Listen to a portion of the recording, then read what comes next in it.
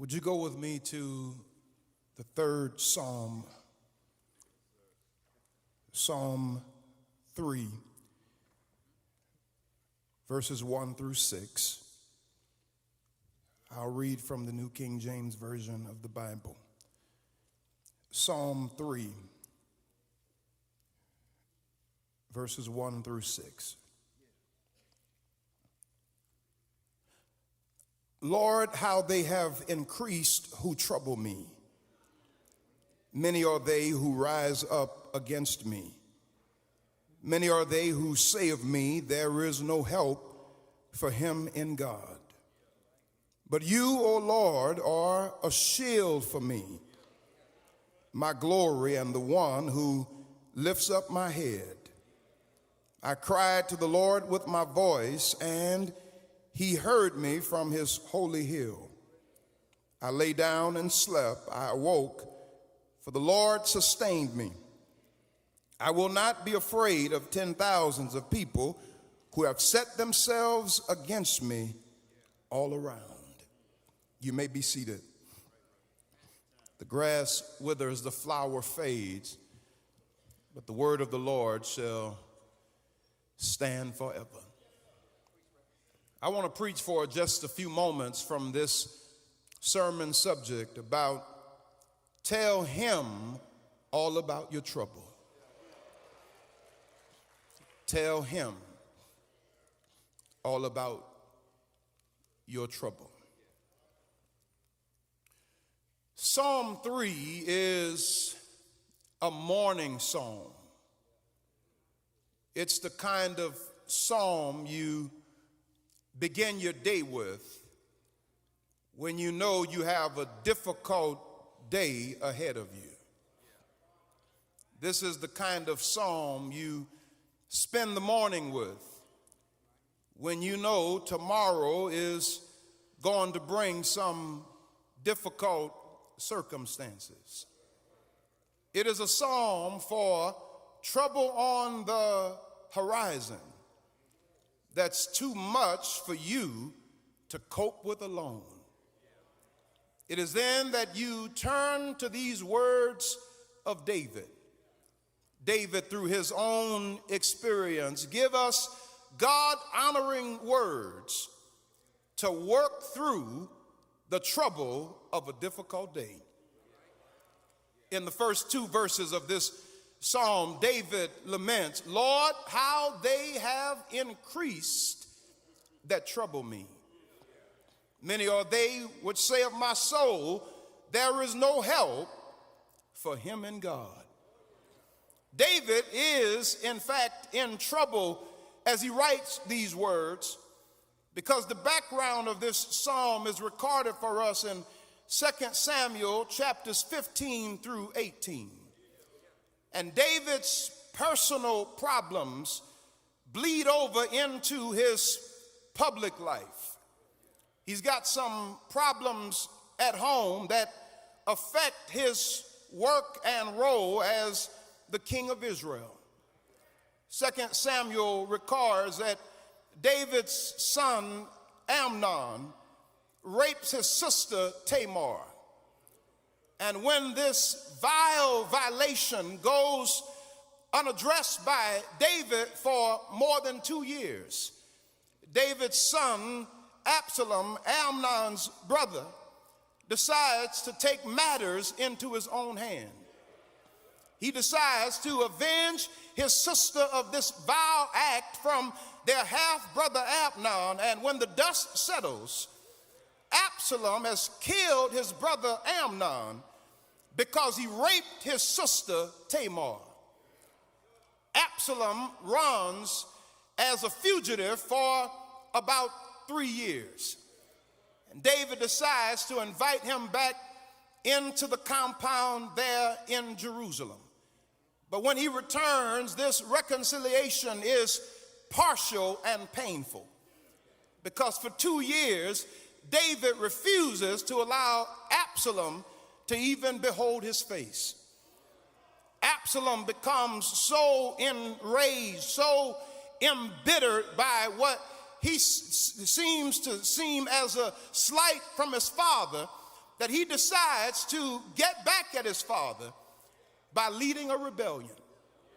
And for 4 years, while David was addressing the affairs of state, his son was at Hebron, stealing away the hearts of the people from his own father. Like a smooth-talking narcissist, every scheming word, every cunning word was suggesting that Absalom would be a great replacement for the aging and out-of-touch David.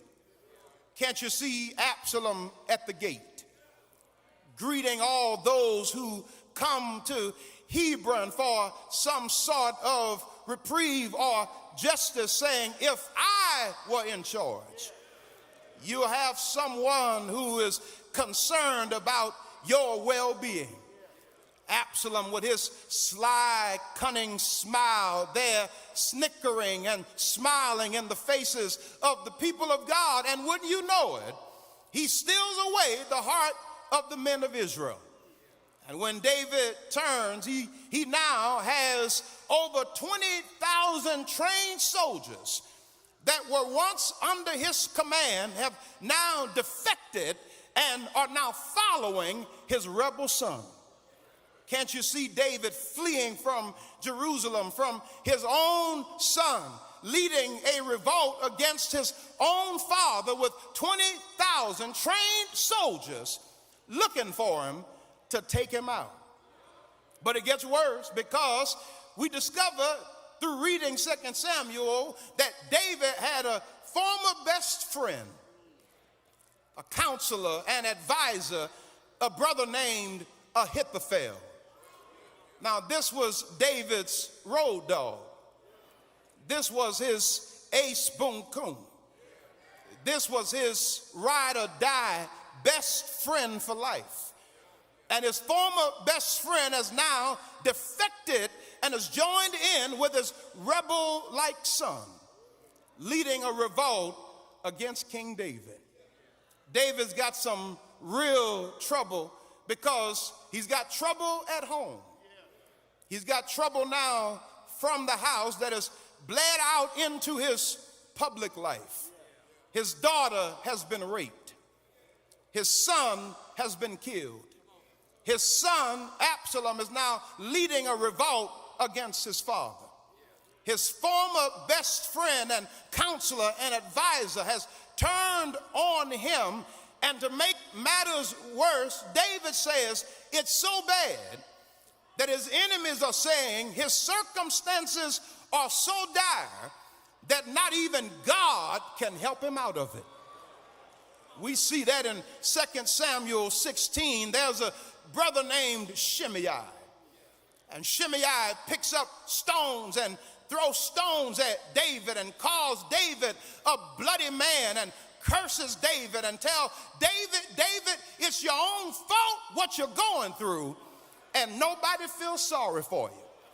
David, it's because of your failed leadership at home that now your son is leading a revolt against you. But Shimei makes some bold claims that are untrue for any child of God, because he makes that claim that not even God can help you out of it. Can I tell you, church, that's the delusion of the enemy. Because the enemy wants you to think that your problems and troubles are so bad that not even God can help you out of it. But they used to say down in Louisiana, the devil is a liar, because there isn't anything too hard for God. And I believe I'm looking in the faces of some children of God this morning that your troubles are surrounding you. Your trials are mounting up against you. Your enemies are taking numbers in line, ready to pounce on you. And hell wants you to think that your troubles are so severe that not even God can help you out of it. But if you got a problem, God is the problem solver. If you have a sickness, God is still a healer. If you have burdens, he's still still a heavy load sharer. If you are in the midst of darkness, he's still the light of the world. If you are in the throes of pain and suffering and trials, I dare you this morning to lift your eyes to the hills, from whence come your help, because all of your help comes from the Lord. I love this lament psalm because David is clear about who to go to when he's in trouble. He says, Lord, how they increase that trouble me. Many all day would say of my soul that there is no help for him in God. But David Church is talking to the right source about his trouble. Can I give you some advice that just may add 6 months to your life? Stop talking to the wrong people and start talking to the right source. Stop putting all your business on Facebook and get down on your knees and have a little talk with Jesus. Tell him all about your trouble. He will hear your faintest cry. He will answer by and by. Every now and then you ought to feel the little prayer wheel turning. You ought to know there's the fire burning, and just a little talk with Jesus will make everything all right. Or you ought not sit there and act like you don't know what I'm talking about, because I came to church this morning to testify. I've had many trials. I've had many tests. I've had many tribulations. I've had many temptations. But through it all, I've learned to trust in Jesus. Through it all, I've learned to trust in God. Through it all, I've learned to depend on his word. And if I never had a problem, how would I know God can solve them? How would I know what faith in his word can do? So through it all, David's got some troubles. But not only does David have some troubles, David's got some trust. Because in verse 3, David says, I know what my enemies are saying. I know the claims that my enemies are after. They are after my God claim. They're after the faith claims that I've made about God. They've heard me testifying that the Lord is my light and my salvation. Whom shall I fear? The Lord is the strength of my life. Of whom shall I be afraid? When the wicked, even my enemies and my foes, came against me to eat of my flesh, they stumbled and they fell. They've heard me testifying, the Lord is my shepherd. I shall not want.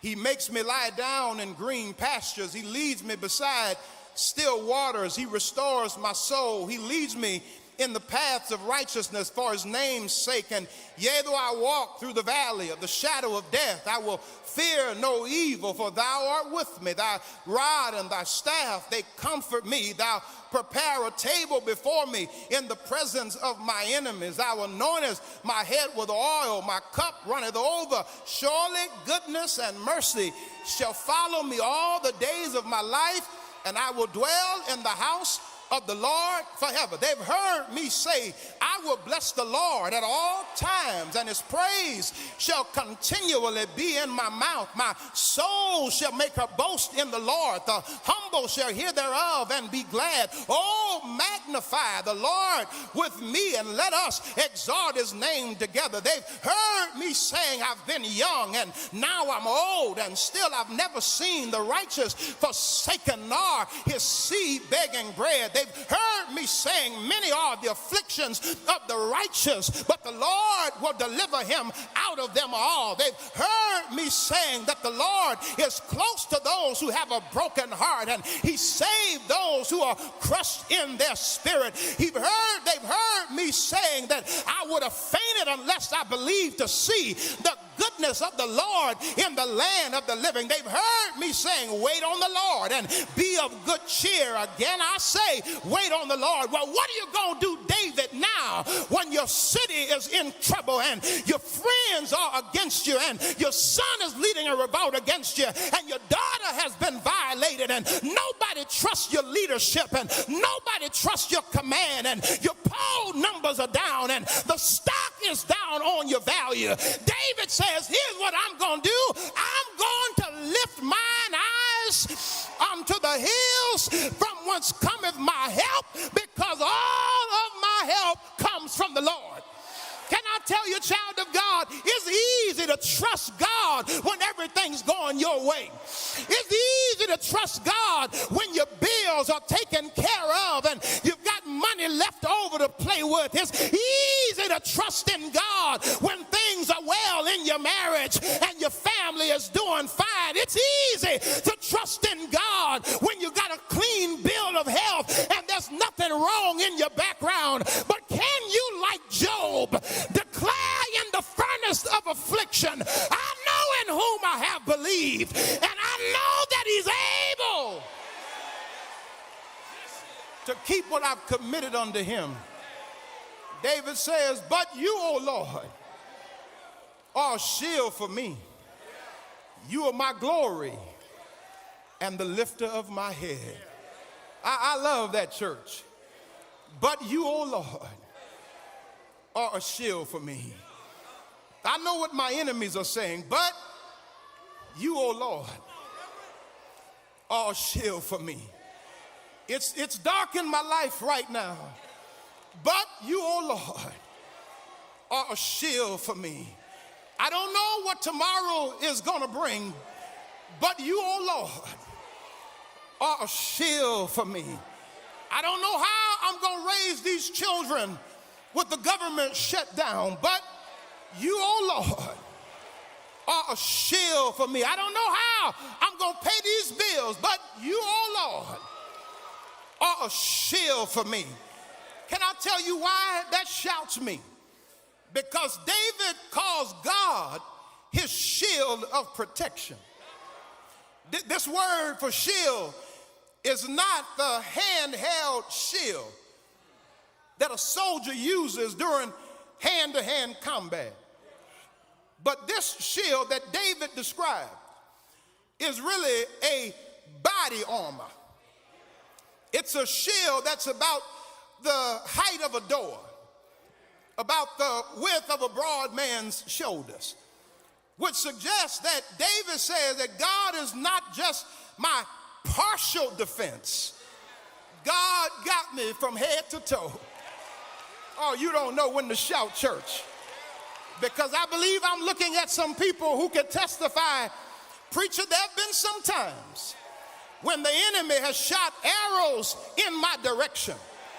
And the only reason why I'm still here is because God has gotten between me and the enemy's arrows. And God has been my total defense. God has been my total protection. The enemy had a plan to kill me, I know. But God intercepted his plans and told the devil no. God blocked it. He wouldn't let it be so. The only reason why you still got a smile on your face is because God blocked it, so that no weapon formed against you will not be able to prosper. Now, it doesn't mean that the weapons will not form. Yes, they're going to form. But when the enemy comes in like a flood, God will raise up a standard against the enemy. And the enemy may come in one way, but he'll find 7 different ways to have to flee from you. It ain't because you keeping yourself. It ain't because you're always so strong and tough. It ain't because you fight so well. It's because you got a God who covers you from your head down to your toes. And can I tell you, church, if God be for us, what difference does it make? What demon, what devil, what man, what woman, what boy, what girl can be against us? God is my shield. But not only that, God is also my glory. That word glory in the Hebrew is doxa. That word doxa, glory, means weight or significance. And David is very clear that God is the source of the significance of who he is. I love that because David had failed in his background. He had failed as a king. He couldn't find significance in his kingship. He had failed as a father. He couldn't find significance in his resume as a father. He had failed as a man because this same David had another man killed after having an affair with that man's wife and impregnating her. And by all accounts, David could not find any significance in his life or his leadership. But when you can't find significance in any other area of your life or your leadership, you need to find your significance in the Lord. Because it is the Lord who gives your life meaning and value. If all of your significance is in your 401k, then your significance is vulnerable to an economy that's so unstable. If your significance is in relationships, when those relationships inevitably let you down, you'll lose all of your value and all of your meaning. But if your significance is in the Lord, come what may, from day to day, God will keep you in perfect peace if you keep your mind stayed on him. Another variation of that word glory suggests also that God will make you look good even when you're in a bad season. Oh, I wish I had somebody who could get that. You know you've been through hell. Come on, let's talk honest. You know you've been through high water.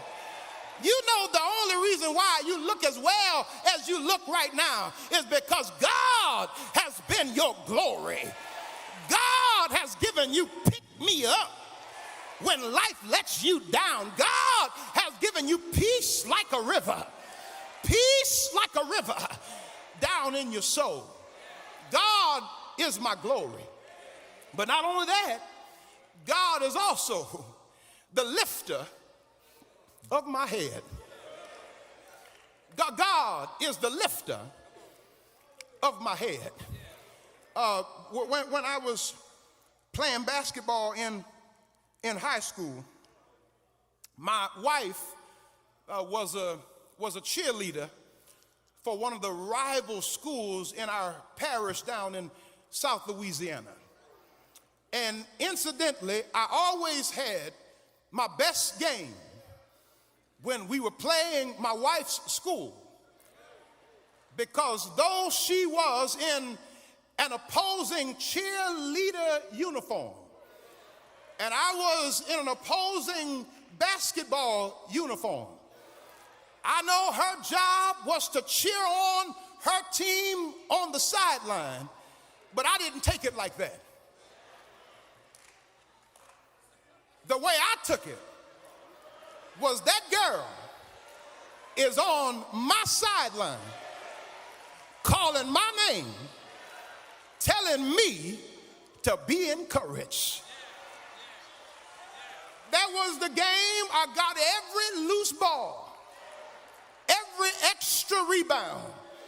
I blocked every shot I could. I ran up my stats in the scoring column because I had a personal cheerleader, though in an opposing uniform, on my sideline telling me to be encouraged. After a while, I stopped looking at the scoreboard and I started looking to the sideline because all the motivation I needed was in one person. Come see, child of God. I dare you to take your eyes off of the scoreboard of life and look to the sideline of life and see that you got your own personal cheerleader on the sideline telling you to be encouraged. And this person is not in an opposing uniform. This person is the King of Kings and the Lord of Lords.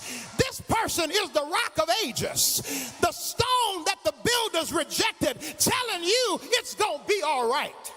Telling you don't wait till the battle is over, but shout right now. And somebody here can testify that when I feel like giving up, when I feel discouraged and I feel that my work is in vain, then the Holy Spirit comes and revive my soul again, because God lifts up my head. I'm done now. That's David's trouble. That's David's trust.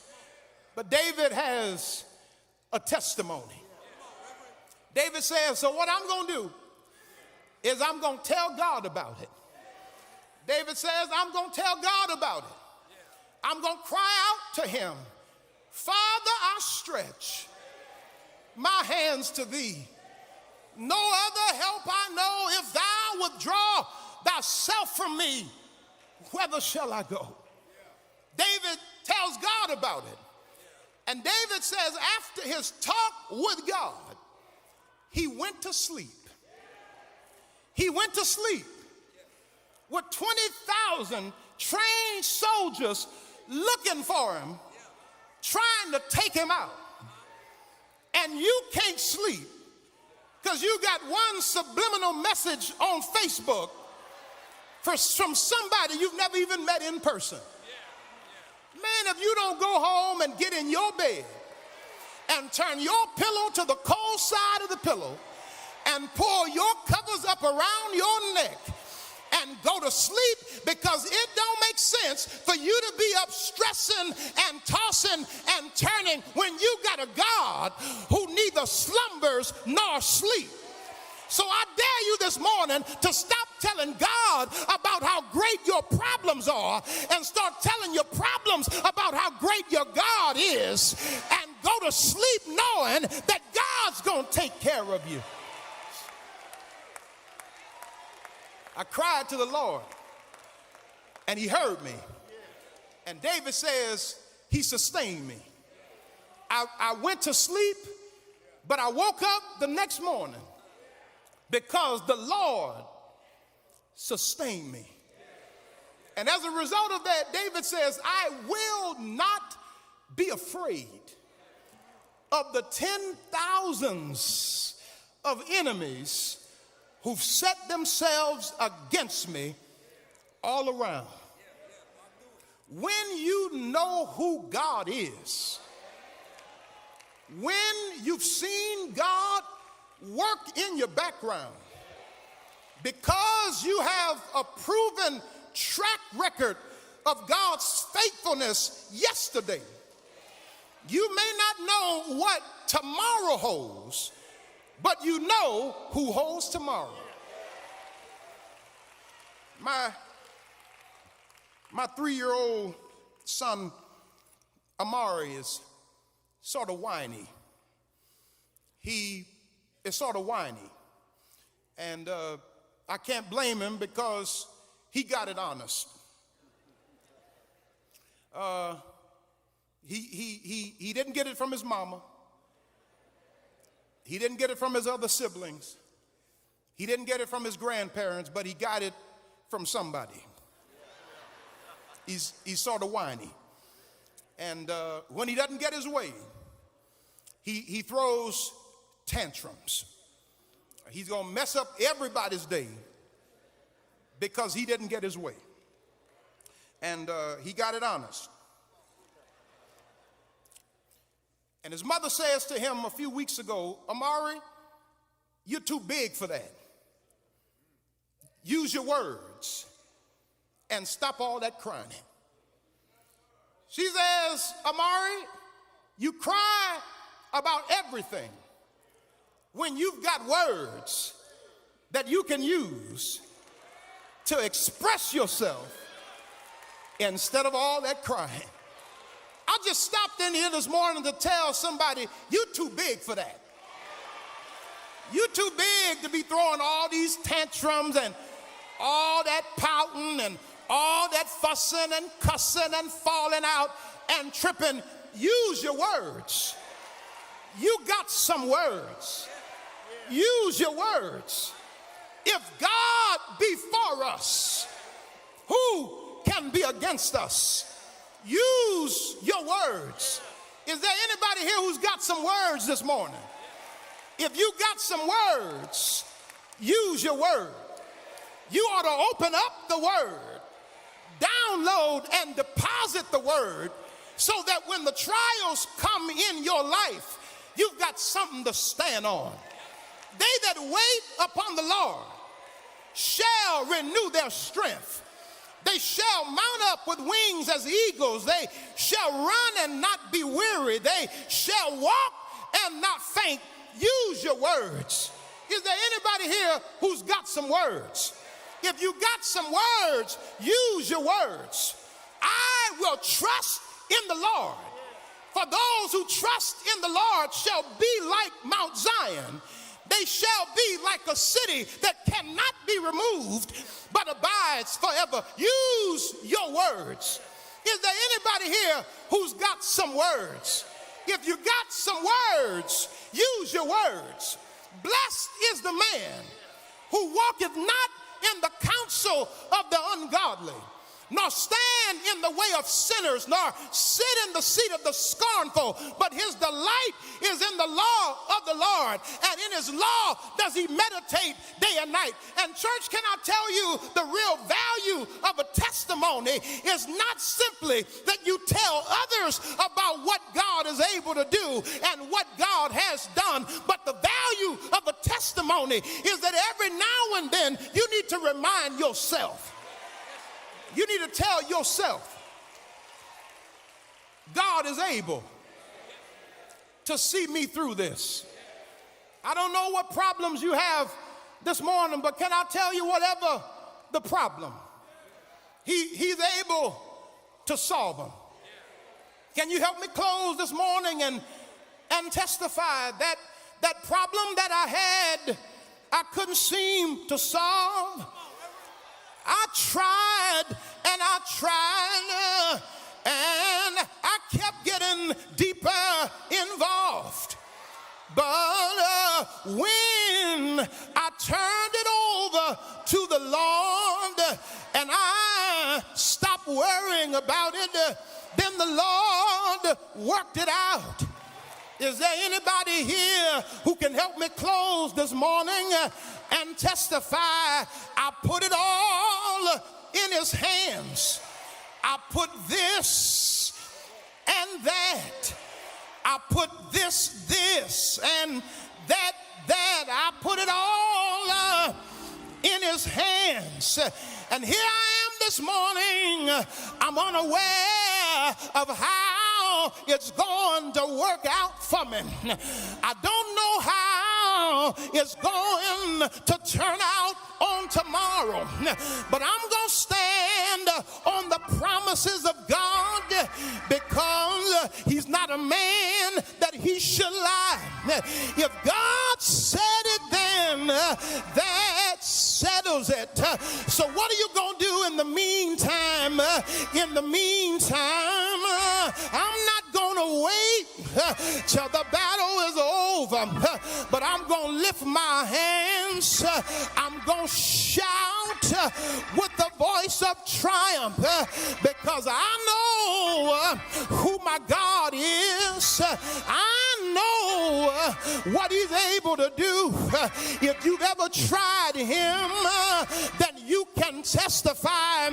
He may not come when you want him to come, but if you hold on, he'll show up right on time. Is there any witnesses here who can look back over your life and think things over? And when you think it all over, you can testify he's able to handle that. Whatever you're going through, can I leave you with this?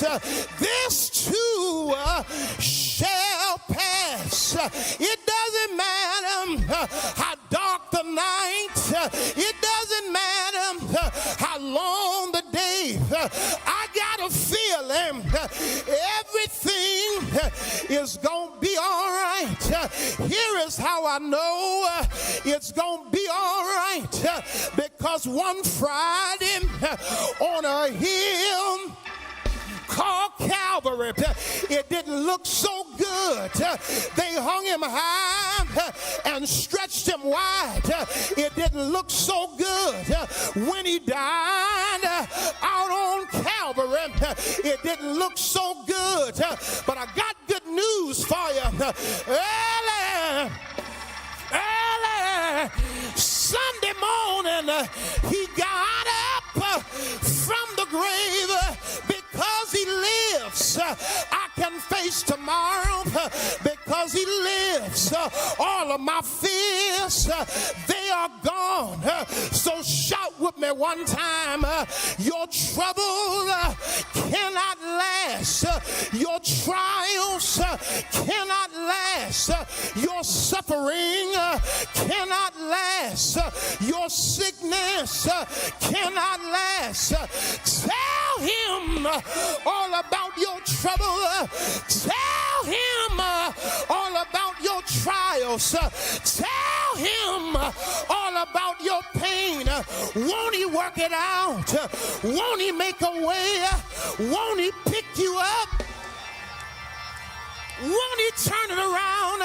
If you know he will, shout yes.